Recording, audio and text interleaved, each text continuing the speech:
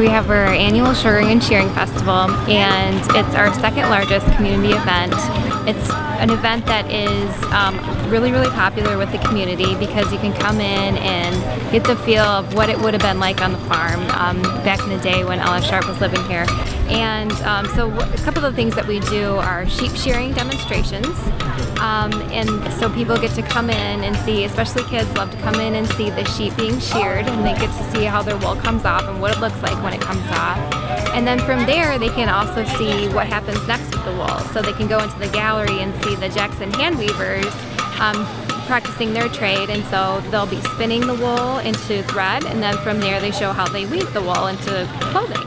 We also do the sap to syrup demonstrations, and that's also very popular because we can see where syrup comes from. We're boiling that down today and doing a sap to syrup demonstration so people can see how much sap it takes just to make 1 gallon of syrup. And then we also open up our historic buildings. So oftentimes people will come here on another day where they're not all open and be a little disappointed to know we want to see inside the buildings. So this is the perfect opportunity for the community to do that. And they get to come in and see all of the buildings. There's a docent in each building that can tell them a little bit about each one and what they're used for. We have the print shop, the doctor's office, the general store, the one-room schoolhouse, of course the farmhouse, which we do tours of, and the log cabin. So that's another really popular part of the day, are the historic buildings. And then this year we added on a few things. We have a petting zoo here, so we can get a few more animals for kids to look at, and I know that's been a big hit so far. And also a sheep herding demonstration. So we have some border collies out on the soccer field next to the log cabin, and they're doing a demonstration on how they work on the farm to herd the sheep.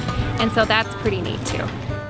And we have blacksmith here doing a demonstration, so that's pretty exciting. Get to see the old trade of blacksmithing and how it all works, and so that's another popular thing. And then we have a broom maker right by him, so it kind of shows old-fashioned way of making a broom, and instead of just, thinking, okay, well I can just go buy a broom in the store.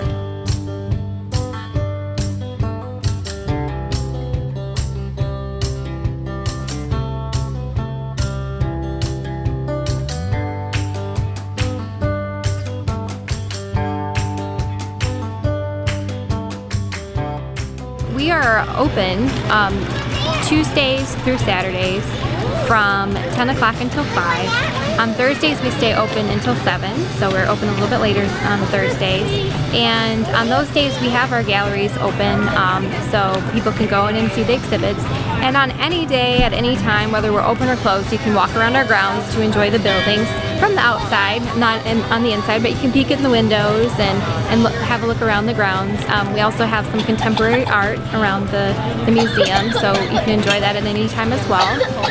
And also, if you want to do a tour of the farmhouse, you can always give us a call and we can arrange that. We can arrange a tour.